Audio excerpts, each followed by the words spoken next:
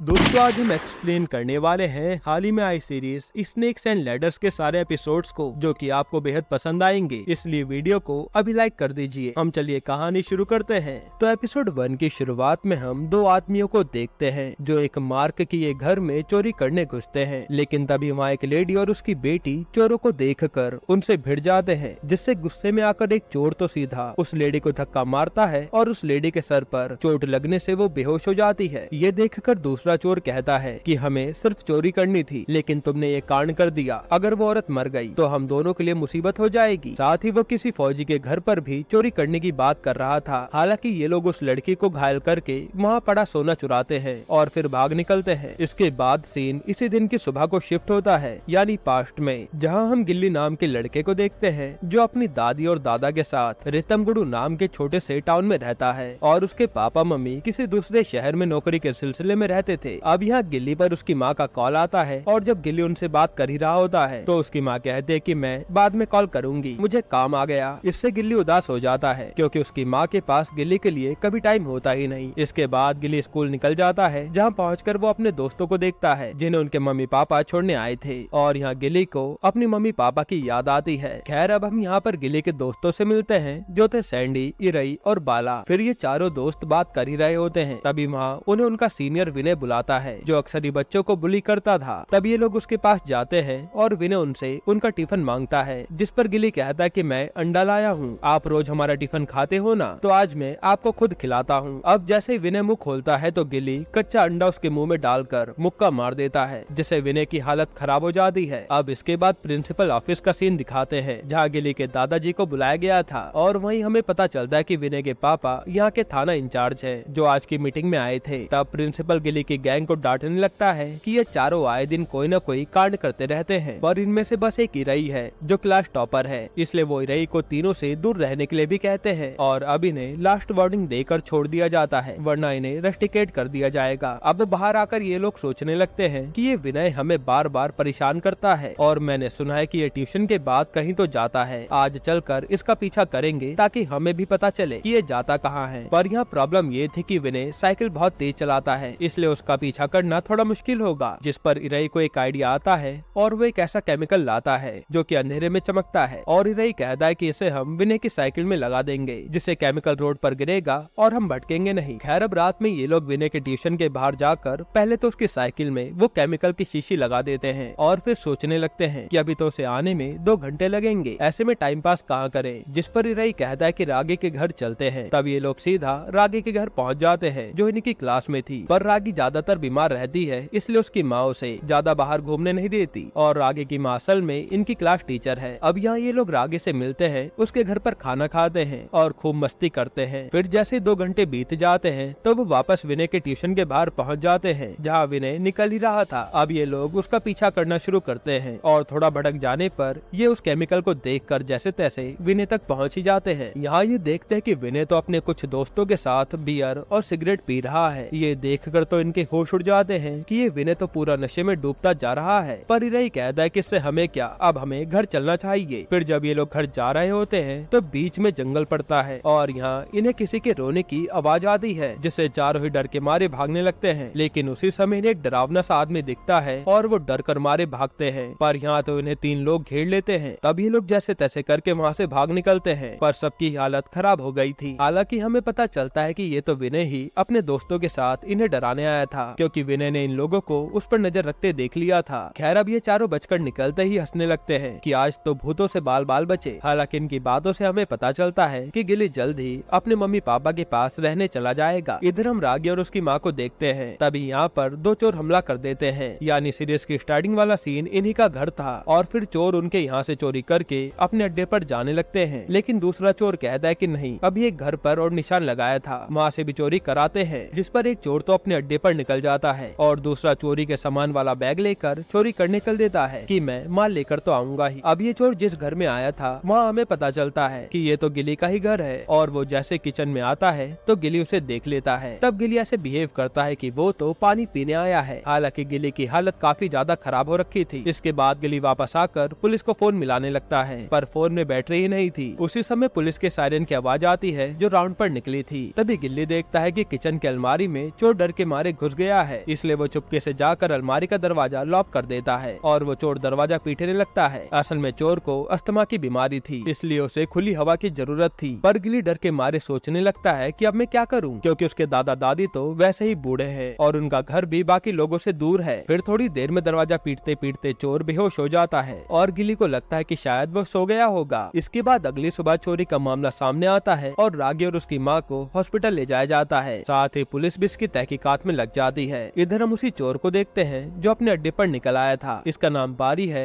और इसके साथियों ने इसे पकड़ रखा था। यहाँ वो उससे पूछते हैं कि तेरा साथी ब्लेड कहाँ है, और वो बैग लेकर कल से नहीं आया, जिस पर पारी को कुछ भी पता नहीं था। तब यहाँ पारी का दोस्त एलेक्स उस पर भड़क जाता है कि भाई हम सबको मार देंगे, वो बैग में कीमती सामान था। इधर हम गिल्ली को देखते हैं जो सुबह उठकर अलमारी खोलने जाता है और वो देखता है कि इस आदमी की तो सांसें ही नहीं चल रही है, यानी वो मर चुका है। ये देखकर गिल्ली के होश उड़ जाते हैं। यहीं पर एपिसोड 1 खत्म होता है। एपिसोड 2 की शुरुआत में हम रिको नाम के बड़े आदमी को देखते हैं जो अपने पापा को श्रद्धांजलि दे रहा था। इसके बाद रिको सीधा अपने अड्डे पर आता है और हमें पता चलता है कि ये सारे चोर और गुंडे उसी के लिए काम करते हैं। हालांकि रिको का भी एक बड़ा बॉस है। अब वो कौन है ये हमें आगे पता चलेगा। फिर रिको यहाँ आकर पारी को मारने लगता है कि बता बैग कहाँ है, क्योंकि तू भी उस ब्लेड से मिला हुआ होगा, जिस पर पारी मना कर देता है कि मुझे कुछ भी नहीं पता। तब रिको कहता है कि जब बॉस आएंगे तभी तू सच उगलेगा। इधर थाने में हम देखते हैं कि पुलिस वाले एक गुंडे को बुरी तरह पीट रहे हैं और वो किसी बड़े डॉन इरई का आदमी है। यहाँ पुलिस उस गुंडे को मार मार के इरई के बारे में कई सवाल करते हैं, पर वो गुंडा मुंह नहीं खोलता। तब पुलिस वाले का जूनियर कहता है कि सर इस गुंडे को कहीं और शिफ्ट कर देते हैं, क्योंकि यहाँ हर किसी की नजर रहती है और अभी तो हमें और पूछताछ करनी है, जिस पर पुलिस वाला मान जाता है। साथ ही सीनियर अपने जूनियर से कल रात हुई चोरी पर तहकीकात करने को कहता है कि जो इस टाउन में कमजोर लोग हैं उनके घर पर जाओ, वहाँ चोरी के चांसेस ज्यादा होंगे। फिर रात को गिली अपने सारे दोस्तों को एक जगह बुलाता है और कल रात हुई पूरी बात बताता है कि कैसे उससे एक आदमी मारा गया। इस पर इरई कहता है कि चलो पुलिस को सब बता देते हैं, लेकिन बाला कहता है कि गिली ने वैसे ही विनय को पीटा था, इसलिए उसके पापा तो इसे जेल में डाल देंगे, हमें कुछ करना पड़ेगा। तब ये लोग आपस में खूब बहस करने लगते हैं और गिली कहता है अगर ये कांड पुलिस के सामने आ गया तो क्या पता मुझे जेल हो जाए, इसलिए मेरी मदद करो, क्योंकि मुझे तो जल्द ही मेरे मम्मी पापा से मिलने भी जाना है और मैं जेल जाना नहीं चाहता। और फिर वो गिली के घर जाकर सीधा ब्लेड की लाश उठाते हैं और फिर गार्डन में गड्ढा खोद कर उसी में ब्लेड को गाड़ने लगते हैं। तब ये बैग खोलकर देखते हैं कि इसमें क्या था, और बैग में तो काफी सारी ज्वेलरी थी। ये देखकर इन्हें पैसे का लालच आता है कि इससे तो मजा आ जाएगा। उसी में इन्हें एक लॉकेट भी मिलता है जो काफी पुराना लग रहा था। तभी यहाँ गिली के दादा आ जाते हैं और गिली उन्हें कहता है कि हम तो बस पौधे लगा रहे थे। असल में गिली के दादा को अल्जाइमर है, इसलिए उन्हें कोई भी बात याद नहीं रहती और वो फिर सोने चले जाते हैं। इधर हॉस्पिटल में हम एसआई को देखते हैं जो रागी से पूरे इंसिडेंट के बारे में पूछता है और फिर वो चोर को ढूंढने का वादा करता है। वहीं हम गिली और उसके दोस्तों को देखते हैं जो बैग में सारा सोना भरकर लाश के साथ गाड़ देते हैं, क्योंकि सोना अगर अपने पास रखा तो कोई भी उन्हें पकड़ लेगा। इसके बाद हम एक आदमी को देखते हैं जो सब पर नजर रख रहा था। उस पर रिको का कॉल आता है जो कहता है लियो जो म्यूजियम से लॉकेट चुराया था ना,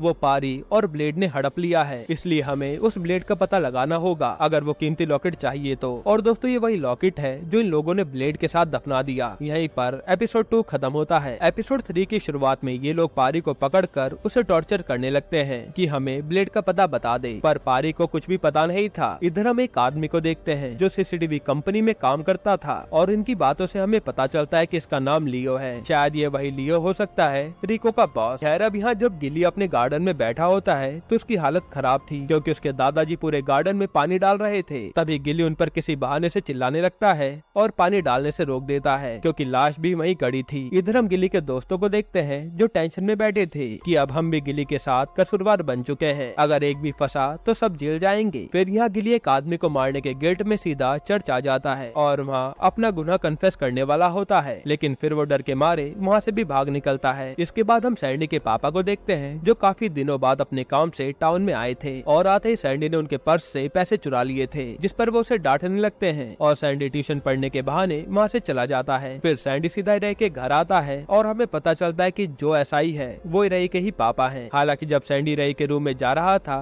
तब उसे इरई का छोटा भाई टकराता है जो बहुत ही ज्यादा शरारती है और वो किसी को कुछ भी मार देता है। फिर इरई से मिलकर सैंडी उसे अपने साथ चलने को कहता है और हम देखते हैं कि चारों दोस्त रागी से मिलने आए हैं। तब उन्हें रागी के घर पर क्या हुआ सब पता चलता है और वो रागी से मिलने हॉस्पिटल पहुंच जाते हैं। वहाँ रागी इन्हें दो चोरों के बारे में बताती है और गिली के दोस्त समझ जाते हैं कि कि यानी वो आदमी जो मरा है वो उनमें से ही एक चोर था। फिर रागी बताते हैं कि वो बार बार यही कह रहे थे कि अब फौजी के घर भी जाना है और गिली के दादाजी ही तो फौजी थे ना। ये सुनकर इन्हें कंफर्म हो जाता है और फिर ये चारों दोस्त नीचे जाकर मीटिंग करने लगते हैं कि जब वो दो चोर थे तो एक बचकर भाग गया होगा और दूसरा हमारे हाथों मतलब मेरे हाथों मारा गया, यानी अब उस चोर का साथ ही लौट कर जरूर आएगा, शायद हमारी जान को भी खतरा हो सकता है। फिर ये लोग सोचते हैं कि किसी को पता थोड़ी होगा कि वो चोर मर चुका है, इसलिए बाला कहता है कि हमें कुछ ऐसा करना होगा जिससे हम ये प्रूफ कर सके कि ये जो चोर मरा ये जिंदा है और वो कहीं और घूम रहा है, ताकि उसका साथी कभी सच्चाई ना जान पाए और हम पर कोई आंच नहीं आएगी। फिर ये लोग रागी को जाकर सब सच बता देते हैं कि अब ये तुम्हारा भी सीक्रेट है। जिसके बाद ये रागी को गिली के गार्डन में लाते हैं और दोबारा से गड्ढा खोदकर उस चोर के पास से बैग को बाहर निकालते हैं। साथ ही ये लोग देखते हैं कि लाश तो सड़नी शुरू हो चुकी है। फिर ये लोग बैग से सोना निकालकर रागी को दिखाते हैं कि जो तुम्हारी माँ का सोना है वो ले लो, लेकिन रागी सोना लेने से मना कर देती है। हालांकि यहाँ उस चोर का चेहरा देखकर रागी को याद आ जाता है कि यही वो चोर था। फिर रागी कहती है कि हमें कैसे भी करके दूसरे चोर का भी पता लगाना होगा। इसके बाद ये लोग उस चोर की जेब में पड़ी सारी चीजें निकाल लेते हैं जिसमें एक फोन भी था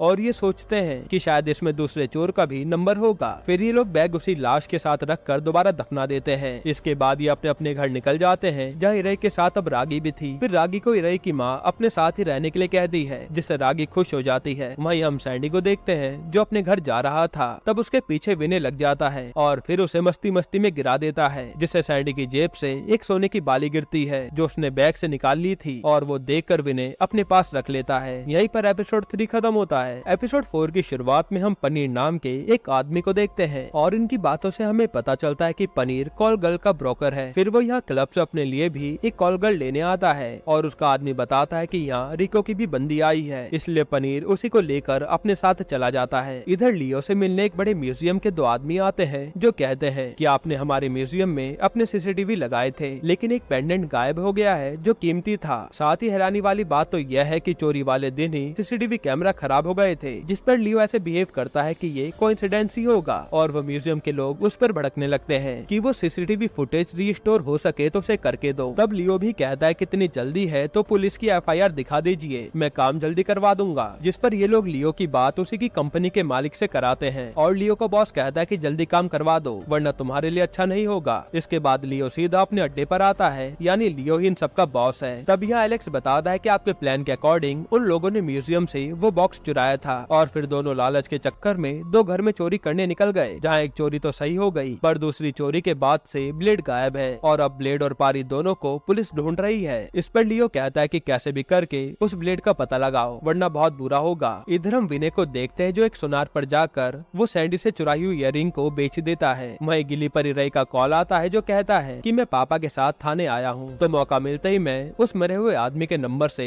उसका एड्रेस निकाल लूंगा। इसके बाद इरई ऐसा ही करता है और फिर गेम खेलने के बहाने पुलिस कंप्यूटर से डिटेल्स निकालने लगता है। तब उसे परस्परम नाम का एड्रेस मिलता है। फिर इन लोगों से मिलने के बाद इरई कहता है कि अब हमें अगली चाल चलनी होगी। पहले तो हमें ये प्रूफ करना होगा कि ये चोर जिंदा है, जिसके बाद हम उसकी ये फोटोज इसी परस्परम वाले एड्रेस पर छोड़ देंगे और शायद वही दूसरा चोर भी हो, इसलिए हमें रागी को भी अपने साथ परस्परम ले जाना होगा ताकि वो उसे पहचान सके। अब यहाँ बाला कहता है कि अगर चोर को जिंदा दिखाना है तो उसकी फोटोशॉप के जरिए फोटो एडिट करनी होगी, यानी आज लाश को फिर से निकालना होगा। पर अब एक प्रॉब्लम थी कि स्कूल भी तो रोज जाना है वरना घर वाले डांटेंगे। तब ये लोग स्कूल से कुछ दिन सस्पेंड होने का सोचने लगते हैं। तभी यहाँ इरई के पापा आते हैं और वो गिली की दादी से कहते हैं कि अब रूटीन चेकअप चल रहा है, मुझे आपके घर की तलाशी लेनी होगी कि कुछ चोरी तो नहीं हुआ, जो देखकर ये चारों डर जाते हैं। फिर इरई के पापा सब जगह छानबीन करते हैं और उन्हें दीवार के पास एक इनहेलर मिलता है, जो देखकर ये सोचने लगते हैं कि ये कहीं चोर का तो नहीं था। तभी डर के मारे इरई कह देता है कि ये तो दादाजी का है, मैं गलती से यहाँ ले आया हूँगा। तब इरई के पापा उसे अपने साथ ले जा लेते हैं। फिर शाम होते ही ये चारों एक फोन की दुकान पर आते हैं और उससे चोर का फोन ठीक कराने लगते हैं, लेकिन पानी जाने की वजह से फोन पूरा डैमेज हो गया था, इसलिए वो ठीक नहीं होता। फिर ये लोग जाते हुए सोचने लगते हैं कि अब क्या करा जाए। तो बाला कहता है कि हर फोन में एसडी कार्ड लगता है और फोन खराब होने पर पुलिस एसडी कार्ड ही चेक करती है, इसलिए हमें नया एसडी कार्ड खरीद कर उसमें चोर की फोटोशॉप वाली फोटोज डालनी होंगी और फोन को परस्परम में छोड़ना होगा ताकि किसी को भी फोन मिले तो उन्हें लगे कि चोर कहीं घूम रहा है। इधर पारी आज शराब पीते हुए एलेक्स से कहता है कि मैं तो ये काम हमेशा के लिए छोड़ना चाहता था, पर उस लियो ने कहा कि ये आखिरी काम होगा तो मैं चला गया, लेकिन देखो मेरा क्या हाल हो गया और अब मैं अपनी गर्लफ्रेंड से भी मिल नहीं पाऊंगा। साथ ही पारी कहता है कि जो लियो ने पेंडेंट चुराने को कहा था वो इतना कीमती लग भी नहीं रहा था। पता नहीं उसमें ऐसा क्या खास है। फिर वो कहता है कि ब्लेड पता नहीं कहाँ गया। अगर वो इतने दिनों से नहीं आया तो इसका मतलब उसे किसी ने मार तो नहीं डाला। इधर ये चारों आज फिर से उस चोर की लाश निकालते हैं जो काफी ज्यादा सड़ चुकी थी, जिसके बाद वो उसकी फोटोज खींचते हैं और फिर फोटोशॉप में एडिट करके SD कार्ड में डाल देते हैं। फिर अगले दिन विनय के पापा उससे स्कूल में आकर पूछते हैं कि तेरे पास सोना कहाँ से आया जो तू बेचने चल दिया, जिस पर विनय डर के मारे सैंडी का नाम ले लेता है। फिर अब विनय सैंडी से आकर लड़ने लगता है कि तूने पुलिस को बता दिया उस सोने के बारे में। हालांकि सोने की बात तो उसके पापा को सोनार ने बताई थी। खैर अब यहाँ विनय से ये चारों भिड़ जाते हैं और आज गुस्से में प्रिंसिपल इन चारों को 5 दिन के लिए रस्टिकेट कर देता है, जो कि ये लोग पहले से ही चाहते थे। इसके बाद रात को जब सैंडी घर आता है तो आज उसके पापा देखते ही उसे मारने लगते हैं और फिर कमरे में ले जाकर उससे पूछते हैं कि ये सोना कहाँ से आया। असल में वो इयररिंग विनय के पापा ने सोनार से लेकर सैंडी के पापा को लौटा दिया था। तब सैंडी को उसके पापा खूब मारते हैं और सच बताने के लिए कहते हैं कि ये कहाँ से आया। तब सैंडी डर के मारे कहता है कि गिली ने गलती से एक चोर को मार दिया था जिसके पास ऐसा ही काफी सोना था और फिर हम सब ने उसे गड्ढा खोदकर गार्डन में गाड़ दिया। ये सुनकर तो सैंडी के पापा के होश उड़ जाते हैं कि मेरा लड़का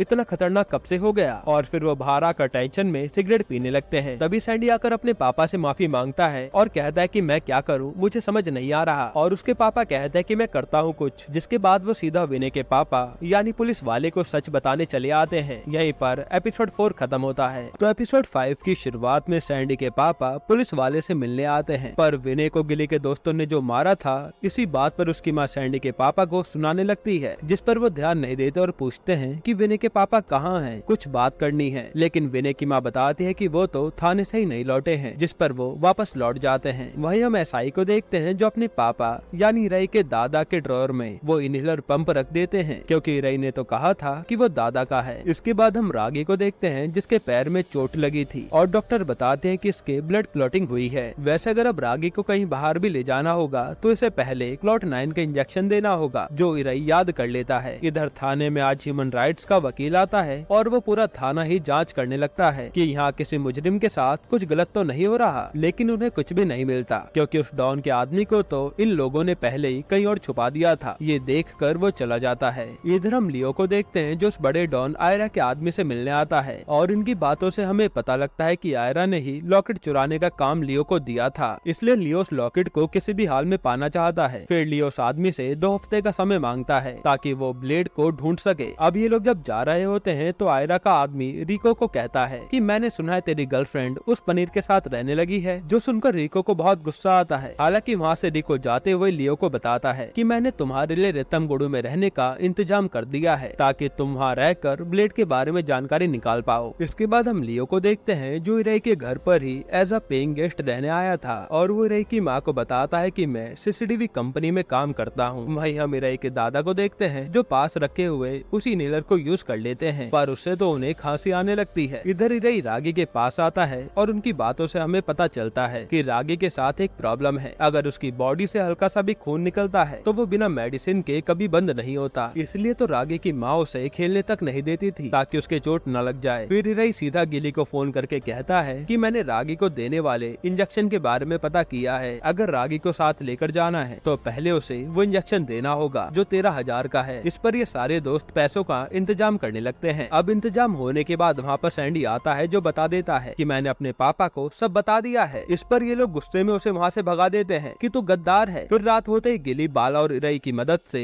उस लाश को कहीं और छिपाने के लिए कहता है, क्योंकि अब सच जानने के बाद सैंडी के पापा कभी भी पुलिस लेकर आते ही होंगे। अब ये लोग जैसे गड्ढा खोदने लगते हैं तभी यहाँ सैंडी के पापा आ जाते हैं और उन्हें देखकर ये छुप जाते हैं। वहीं हम लियो को देखते हैं जो रात में छानबीन करने में लगा हुआ था। खैर अब यहाँ सैंडी के पापा गड्ढा खोदने लगते हैं क्योंकि उनका प्लान था कि लाश के पास से सोना चुरा लिया जाए, लेकिन तभी वहाँ सैंडी आकर अपने पापा को मार के बेहोश कर देता है और फिर ये लोग सैंडी के पापा को गिली के स्टोर रूम में लाकर बंद कर देते हैं। इसके बाद सैंडी खाना खा रहा होता है और कहता है कि पापा को ऐसे ही बंद रखना होगा वरना वो पुलिस को बता देंगे। फिर ये लोग सैंडी के पापा से आकर कहते हैं कि हम आपको एक काम पूरा होते ही छोड़ देंगे, तब तक आप यहीं पर चुपचाप रहो। जिसके बाद सब अपने अपने घर जाकर सो जाते हैं। अब जब सुबह होती है तो सैंडी की माँ उसे कहती है कि पापा कल रात एक घर नहीं आए, चल कॉल करके पता कर लेते हैं। तब ये लोग कॉल करने जाते हैं और वह सैंडी ही बात करते हुए अपनी माँ से झूठ कह देता है कि पापा मेरे से गुस्सा है ना, इसलिए वो काम पर लौट गए। इधर आज लियो से इरई और रागी मिलते हैं और तभी वहाँ इरई का भाई आकर लियो पर चाय गिरा देता है, जिससे लियो इरिटेट हो जाता है, पर लियो कुछ कह नहीं पाता। वहीं रई के दादा अपने बेटे से कहते हैं कि मुझे सांस नहीं आ रही, इसलिए मुझे डॉक्टर पर ले चलो। तो ये दोनों डॉक्टर पर चले जाते हैं। अब यहाँ डॉक्टर बताता है कि मैंने जो इनहेलर दिया था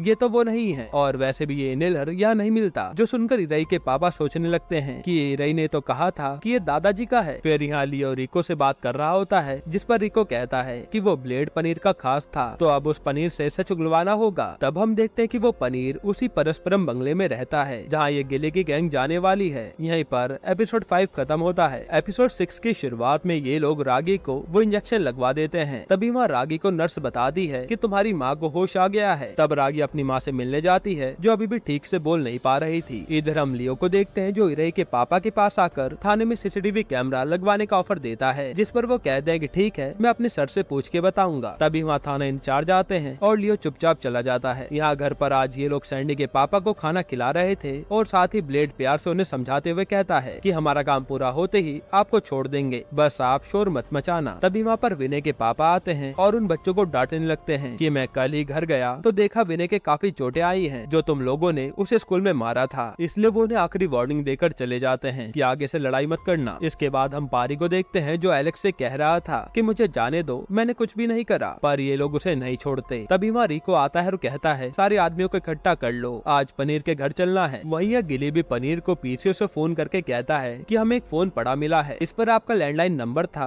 तो आपको कॉल कर दिया। साथ ही उस आदमी के हाथ में गहनों से भरा बैग भी था, जिसे लेकर वो कहीं तो चला गया। अब ये फोन में किसे दूं आप बताओ, जिस पर पनीर कहता है ये मुझे लाकर परस्परम में दे दो। अब पनीर से बात करके इन लोगों को ये तो कंफर्म हो जाता है कि ये आदमी उस दिन चोर के साथ नहीं था, क्योंकि इसे तो बैग के बारे में भी पता नहीं है। तब ये डिसाइड करते हैं कि आज चलकर देख लेंगे। फिर रात तक ये लोग परस्परम में पहुँचते हैं और देखते हैं कि यहाँ तो कुत्ते हैं। तब बाला एक पपी के टॉय में क्लोरोफॉर्म डालकर वहाँ फेंक देता है, जिसे सूंघकर कुत्ते बेहोश हो जाते हैं। फिर ये लोग दीवार टाप कर अंदर जाते हैं, जहाँ इन्हें कोई भी नहीं मिलता, और ये सोचते हैं कि घर तो पूरा खाली है। हालांकि ऊपर जाने पर इन्हें पता चलता है कि यहाँ का मालिक यानी पनीर तो शराब पीकर फुल टल्ली है, जिसे जरा भी होश नहीं था। अब बाला कहता है कि जल्दी से इसके पास वो फोन रख दो और चलो यहाँ से, क्योंकि यहाँ बंदूक भी है। तो फोन रख कर ये लोग वहाँ से जाने लगते हैं, लेकिन तभी इन्हें कार की आवाज आती है, और यहाँ असल में रिको आ गया था पनीर से मिलने। तब कार देखकर ये लोग फोन जेब में डालते हैं और जाकर अलग अलग जगह छुप जाते हैं। इसके बाद रिको ऊपर आता है और वो पनीर को उठाकर पूछता है कि मेरी गर्लफ्रेंड कहाँ है। पनीर कहता है कि वो तो कब की चली गई। फिर रिको उससे ब्लेड के बारे में पूछने लगता है कि तो उसे मिला हुआ है ना, जिस पर पनीर गुस्से में रिको पर बंदूक तान देता है, लेकिन रिको भी उस पर वार करता है और फिर वो पनीर को जान से मार डालता है। ये सब देखकर तो उन बच्चों के होश उड़ जाते हैं, पर वो अपनी जगह से हिलते नहीं। फिर रिको अपने आदमी एलेक्स से कहता है कि इस पनीर की लाश ठिकाने लगानी है, तो जल्दी से ये जगह साफ कर दे, हम नीचे इंतजार कर रहे हैं। ये कहकर सब नीचे चले जाते हैं। अब एलेक्स जैसे ही वहाँ खून साफ करने लगता है, तभी उसकी नजर इरई पर जाती है और वो पनीर की बंदूक ही उस पर तान देता है। फिर वो कहता है कि तूने तो सब देख लिया है, इसलिए अब तुझे मरना होगा। लेकिन तभी पीछे से गिली उस पर मारता है और एलेक्स से बंदूक नीचे गिर जाती है, जो इरई उठा लेता है। यहाँ नीचे भी गाने बज रहे थे, तो ऊपर से कोई भी आवाज सुनाई नहीं देती। तभी अफरा तफरी में इरई से गोली चल जाती है और यहीं पर एपिसोड 6 खत्म होता है। एपिसोड 7 की शुरुआत में रिको पनीर के फोन में पुरानी रिकॉर्डिंग सुन रहा था, जिसमें गिली ने कॉल करके एक फोन का जिक्र किया था। साथ ही उसने ज्वेलरी का बैग भी बताया था, जो उसने रेतमगुड़ में फोन छोड़ने वाले के हाथ में देखा था। ये सुनकर रिको को कंफर्म हो जाता है कि ब्लेड वही था और वो गहने लेकर फरार है। खैर यहाँ हम एलेक्स को देखते हैं, जो इरई के हाथों मारा गया था। तब सैंडी नीचे देखता है कि रिको की गैंग तो अभी भी यहाँ मौजूद है, जिस पर गिली कहता है कि पहले इस आदमी को छुपाओ, बाकी बाद में देखेंगे। और ये लोग किसी तरह से एलेक्स की लाश को अलमारी में छुपा देते हैं। फिर जैसे रिको के आदमी एलेक्स को बुलाने आते हैं, तो देखते हैं कि एलेक्स तो गायब है, जिस पर रिको कहता है कि शायद लाश ठिकाने लगाने के डर से वो भाग गया होगा। और फिर वो सब पनीर की लाश को लेकर वहाँ से निकल जाते हैं कि जब एलेक्स को आना होगा आ जाएगा। इसके बाद ये गिली की गैंग बाहर निकलती है और सोचने लगती है कि अब इस लाश का क्या करें, जिस पर बाला कहता है कि ये लोग गैंग के मेंबर हैं, जो किसी को भी मार सकते हैं, तो हम ऐसा दिखाएंगे कि इस गैंग को भी किसी गैंग ने मार डाला, इससे हमें कुछ भी नहीं होगा। तब ये लोग हर जगह से फिंगरप्रिंट साफ करते हैं और फिर एक अलमारी के दरवाजे पर ही शूट कर देते हैं, जिससे लगे कि गुंडों ने ही उसे देखकर मार डाला। इसके बाद वहाँ बाला एलेक्स की उंगली से रिको का नाम एक शर्ट पर लिख देता है कि इससे उसी आदमी पर शक जाएगा जो गैंग लेकर आया था। सब लोग उसे रिको कहकर बुला रहे थे। ये सब करके ये लोग यहाँ से भाग निकलते हैं। अब ये लोग वहाँ से रिलेटेड सारे सबूतों को लाकर एक नदी में फेंक देते हैं। वही रिको लियो को कॉल करके बताता है कि आपको उसी टाउन में ब्लेड से जुड़ी खबर मिल जाएगी। मैंने पनीर के फोन में एक बच्चे की आवाज सुनी थी, जिसे उसका फोन मिला था। तभी वहाँ इरे के पिता आते हैं जो इरे की गैंग को ढूंढ रहे थे क्योंकि वो लोग दोपहर से गायब हैं। वहीं बाकी बच्चों के परिवार वाले भी आ जाते हैं और बच्चों को ढूंढने लगते हैं। उनकी बातों से हमें पता चलता है कि इरे ने अपने पापा की अलमारी से रागी के इंजेक्शन के लिए पैसे चुरा लिए थे। फिर जैसे ये लोग अपने टाउन में घुसते हैं तो इन्हें अपनी फैमिली नजर आती है, इसलिए ये लोग रास्ता बदल लेते हैं कि आज इन्होंने पकड़ लिया तो बहुत मारेंगे। जिसके बाद वो सीधा गिली के घर जाते हैं और इरई एक प्लान बताता है। अब हम देखते हैं कि ये लोग गिली के दादा के कार से टाउन में आते हैं और यहाँ वो कार सैंडी के पापा चला रहे थे, जिन्हें इन लोगों ने अपने प्लान में शामिल कर लिया था। सैंडी के पापा कहते हैं कि ये बच्चे मेरे काम पर आ गए थे और ये लोग फ्री थे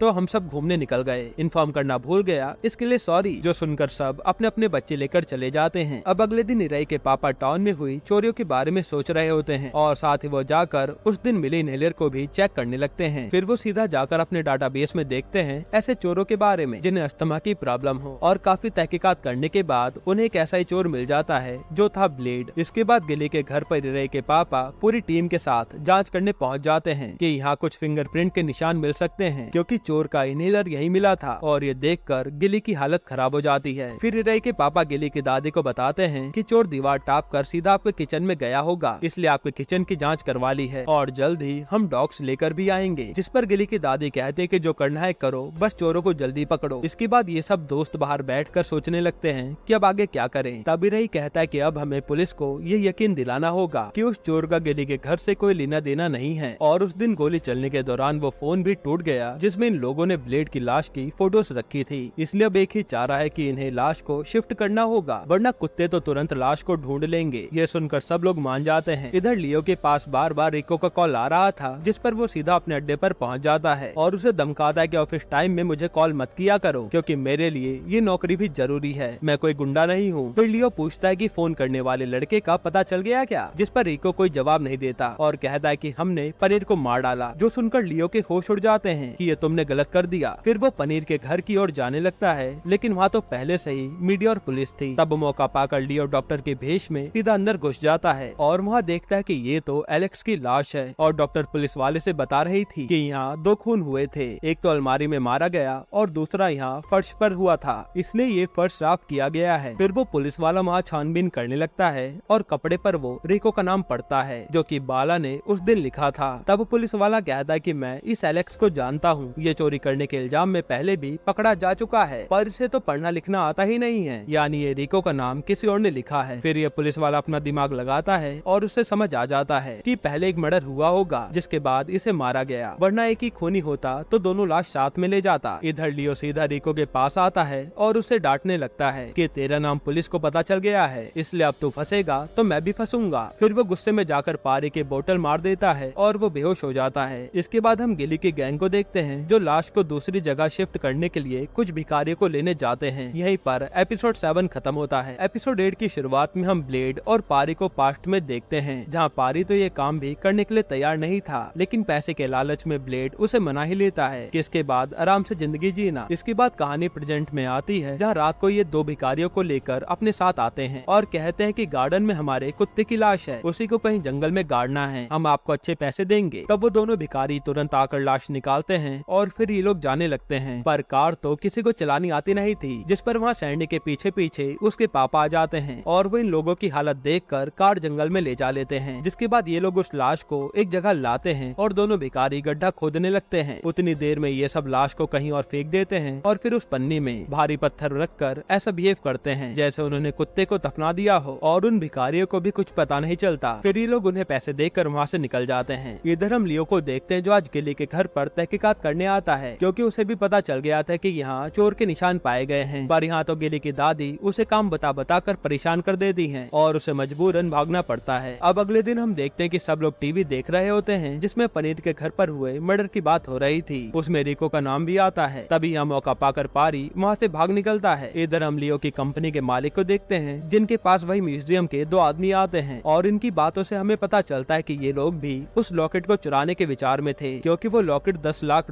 का है पर उससे पहले वो कोई चोर चुरा ले गया और उसकी तो कैमरे से भी रिकॉर्डिंग गायब है। जिस पर वो मालिक कहता है कि मैं रिकॉर्डिंग निकलवा दूंगा और चोर का भी पता चल जाएगा पर मुझे 25% चाहिए। तब ये लोग मान जाते हैं। इसके बाद यहाँ पारी आज सीधा हॉस्पिटल आता है और वहाँ एक नर्स को देखता रहता है, यानी यही उसकी गर्लफ्रेंड है। पर जैसे उसकी नजर रागी की माँ पर जाती है वो उदास हो जाता है क्योंकि उनकी हालत का जिम्मेदार वो तो है ही। इधर थाने में लियो देखता है कि ब्लेड और रिको दोनों की फोटो वांटेड में लग चुकी है, जिससे वो डर जाता है। फिर वो सीधा आयरा के आदमी को कॉल करता है कि आयरा का एक खास गुंडा जो पुलिस की कैद में है, अगर मुझे आयरा से मिलवा दो तो मैं तुम्हारे साथी को आजाद करवा दूंगा। लेकिन वो आदमी कहता है कि नहीं, तू बस उस लॉकेट पर ध्यान दे जो हमें चाहिए। पर लियो तो मौका पाकर उसी गुंडे के पास आ जाता है और कमरा बंद करके उससे कहता है कि मैं तुझे यहाँ से निकाल लूंगा, पर मुझे आयरा से मिलवा देगा तो बता। पर तभी वहाँ पुलिस वाले आ जाते हैं और लियो ऐसा बिहेव करता है जैसे उसे आयरा का गुंडा मारने वाला हो। लेकिन तब जैसे तैसे पुलिस वाले उसे बाहर निकालते हैं। फिर लियो कहता है कि मुझे लगा ऐसा ही अंदर होंगे तो मैं मिलने चला गया, मुझे पता नहीं था कि वहाँ कोई क्रिमिनल है। तभी वहाँ पारी आता है, जिसे देखकर लियो की हालत खराब हो जाती है और लियो पारी के पास आकर पूछता है कि तू यहाँ क्यों आया है, जिस पर पारी कहता है कि मैं सरेंडर कर दूंगा बस। लेकिन लियो कहता है कि अगर तूने सरेंडर कर दिया तो मैं तेरी गर्लफ्रेंड का पता लगाकर उसे जान से मार दूंगा। और ये कहकर वो उसे वहाँ से सीधा अपने साथ ले आता है। फिर जब लियो अपने रूम में जा रहा होता है तब उसके साथ पारी को देखकर रागी के होश उड़ जाते हैं और उसे याद आ जाता है कि यही आदमी उस दिन चोर के साथ आया था। तब वो सीधा अपने दोस्तों के पास पहुँचती है और बताती है कि वो चोर लियो के साथ देखा है मैंने। वही लियो अपने आदमी को बुलाकर पारी को वापस अपने अड्डे पर भिजवा देता है कि अब भागने की कोशिश मत करना। इसके बाद लियो के पास इरई आता है कि आपके पास चार्जर होगा और बातों बातों में पूछने लगता है कि आपके यहाँ कोई मेहमान आया है क्या। इस पर लियो मना कर देता है, पर उसके हाव भाव देखकर वो समझ जाता है कि ये लोग कुछ जानते हैं। वहीं यहाँ पुलिस को ब्लेड की लाश भी मिल जाती है। यहाँ लियो अब सारी कड़ियाँ मिलाने लगता है कि ये बच्चे अक्सर गायब रहते हैं, जरूर कुछ तो गड़बड़ है। फिर वो सीधा उन बच्चों के पास जाता है और एक आदमी से कहलवाता है कि रिको तुम्हें ढूंढ रहा है। ये सुनते ही बच्चे तो डर के मारे खड़े हो जाते हैं और दूर से लियो सब कुछ देखकर समझ जाता है कि ये बच्चे ही अब तक गेम प्लान कर रहे थे। इसके बाद रात को सब बच्चे टेंशन में बैठे होते हैं कि ये रिको तो हमें छोड़ेगा नहीं। साथ ही लोग भी कंफर्म हो जाते हैं कि वो लियो चोर का दोस्त है। इधर रात में सबके सो जाने के बाद लियो इरई के घर में आता है और हर जगह छानबीन करने लगता है। तभी वहाँ इरई का छोटा भाई भागता हुआ आता है जो अभी भी खेल रहा था और वो लियो के पैर में कुल्हाड़ी मार के भाग जाता है और बेचारा लियो कुछ कह नहीं पाता। फिर लियो सीधा इरई के रूम में आता है और छानबीन करने लगता है। तभी उसे बेड के नीचे से एक गन मिलती है जो कि पनीर की थी। ये देखकर लियो के होश उड़ जाते हैं। यहीं पर एपिसोड 8 खत्म होता है। एपिसोड 9 की शुरुआत में लियो अपने आदमियों से कहकर वहाँ बैठे गिली के दोस्तों को उठवा लेता है, जिसमें रागी, बाला और सैंडी शामिल थे। वहीं यहाँ गिली और इरई पुराने कपड़ों में ब्लेड के बैग से निकला सोना भर रहे थे ताकि वो किसी को ना मिले। पर उन्हीं सोने में एक लॉकेट जैसे गिली देखता है तो वो उसे अपने पास रख लेता है कि ये तो मुझे अच्छा लग रहा है। इधर लियो के आदमी उन बच्चों को सीधा अपने अड्डे में लाकर कैद कर लेते हैं। तभी वहाँ लियो आता है और रिको को बताता है कि ये देख बंदूक जो उस लड़के के पास मिली है, यानी एलेक्स को उसी ने मारा है और उनमें से 3 तो अंदर कैद में हैं, जिनका इंतजाम मैं बाद में करूंगा। फिर वो अपने सभी आदमियों से कहता है कि अब हमें यहाँ से भी निकलना होगा क्योंकि पुलिस कभी भी रिको को ढूंढते हुए आ सकती है। तभी वहाँ न्यूज में दिखाते हैं कि एक चोर की लाश मिली है और वो देखकर लियो के होश उड़ जाते हैं कि ब्लेड भी मारा गया, यानी अब वो बैग कहाँ है किसी को नहीं पता। अब लियो सीधा उन बच्चों के पास आता है और उन्हें डराने लगता है कि जरूर तुमने उस ब्लेड को भी मारा होगा, 2 मर्डर करने की हिम्मत कहाँ से आई तुम में। पर वो बच्चे कोई जवाब नहीं देते। फिर लियो बाहर आकर अपने आदमी से कहता है कि ये पारी अब हमारे किसी काम का नहीं है, इसे मौका मिलते ही मार दो। साथ ही वो कहता है कि मैं एक काम करके आता हूँ, फिर हम सब यहाँ से निकल लेंगे। तब ये बातें पारी सुन लेता है और वो सोचता है कि अब मैं क्या करूँ। खैर इसके बाद लियो सीधा इरई के पापा के घर आता है और कहता है कि मेरा ट्रांसफर हो गया है इसलिए मैं जा रहा हूँ। ये कहकर वो जाने लगता है। तभी उसे इरई दिखता है जो बैग लेकर आया था और हम समझ पाते हैं कि ये बैग वही है जिसमें इन लोगों ने सोना छुपाया था। वहाँ लियो इरई वाले बैग में अपना एक मोबाइल डाल देता है ताकि उन्हें कांटेक्ट कर सके। फिर वो वहाँ से चला जाता है। यहाँ इरई और गिल्ली सीधा उस बैग को लेकर एक फ्लड रिलीफ कैंप में जाते हैं। इधर जब लियो अपने काम पर आता है तब वहाँ पर उसका बॉस आया था जो उसे कहता है कि आज हमें सर्वर्स की सर्विस करनी होगी और ये काम मैं तुम्हें देता हूँ, जिसे लियो मना नहीं कर पाता। हालांकि उसे तो जल्दी यहाँ से निकलना था। अब यहाँ इरई वो बैग फ्लड रिलीफ कैंप में छोड़ आता है क्योंकि उन्हें वो सोना नहीं चाहिए था। तभी उसमें से एक फोन बजता है और एक आदमी वो फोन इरई को दे देता है कि ये शायद तुम्हारा होगा। इसके बाद इरई और गिल्ली उसी जगह जाते हैं जहाँ ये सारे दोस्त मिलते थे, पर वहाँ से रागी और उसकी गैंग गायब थी और वहीं रागी का एक लॉकेट पड़ा था जो देखकर ये टेंशन में आ जाते हैं। उसी समय फोन पर लियो का फोन आता है जो कहता है कि मैं जानता हूँ उन गहनों का बैग तुम्हारे पास है, इसलिए मैंने तुम्हारे दोस्तों को किडनैप कर लिया है, तो वो बैग लेकर जहाँ मैं बता रहा हूँ वहाँ आ जाओ। ये सुनकर तो इन दोनों की हालत खराब हो जाती है और ये लोग सोचने लगते हैं कि अब हम क्या करें। इधर लियो जब सर्वर रूम में था